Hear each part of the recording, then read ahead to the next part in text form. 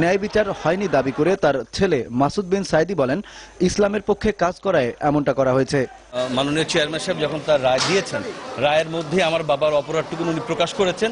উনি একজন জনপ্রিয় মানুষ, দেশের মানুষ তাকে পছন্দ করে, তার মাহফিলে লাখো মানুষ আসে, এটাই তার অপরাধ। এই অপরাধের বিচার হয়েছে। আমার বাবা 50টি বছর ধরে মানুষকে কোরআনের দাওয়াত দিয়েছেন, এটাই ছিল তার অপরাধ। মূলত এই অপরাধের কারণেই আজকে কিছু মানুষকে খুশি করার জন্য, তৃতীয় কোনো পক্ষকে খুশি করার জন্য এই রায়টি দেওয়া হয়েছে। তবে আপিল বিভাগে ন্যায় বিচারের প্রত্যাশা করেন তিনি। উনি এটাও বলেছেন যে 1971 সালে উনি কোনো রাজনৈতিক দলের সঙ্গে সম্পৃক্ত ছিলেন না, উনি অত্যন্ত সাধারণ একজন মানুষ ছিলেন। সুতরাং এরকম একজন সাধারণ মানুষ এতগুলি অপরাধ করেছে, এটা অবিশ্বাস্য।